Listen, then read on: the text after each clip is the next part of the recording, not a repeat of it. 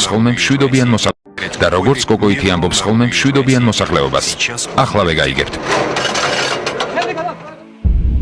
ეს კადრები საქართველოს შინაგან საქმეთა სამინისტრომ მოგვაწოდა. Პირველად ვაჩვენე. ეს ჯავაა სოფელი უგარდანტა. რუსეთი აქ 2007 წლიდან აშენებს სამხედრო ბაზას. ტერიტორია 7000 კვადრატული მეტრი, 3 ანგარი ჯავშან ტექნიკისთვის. ირგვლივ დახურული ზონაა. შესვლა მხოლოდ საშვებით შეიძლება. ბაზა 2500 ჯარისკაცზეა გათვლილი.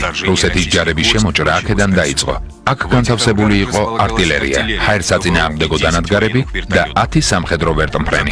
საომარი მოქმედებების დაწყებამდე 3 დღით ადრე ჯავაში მე-19 მოტომსროლელი დივიზიის ცალკეული ნაწილები და დაზვერვის ცენტრალური სამმართველოს სპეცნაწილები შემოვიდნენ.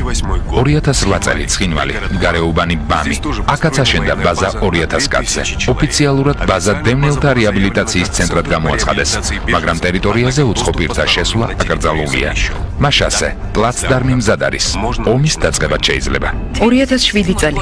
რუსეთმა განაცხადა, რომ გამოდის ევროპაში ჩვეულებრივი შეიარაღების ხელშეკრულებიდან და გაზარდა შეიარაღებული ძალების რაოდენობა ჩრდილოეთ კავკასიაში. ჯარის გადასროლა სამხრეთ ოსეთის ბაზებზე უკვე რამდენიმე საათის საქმეა.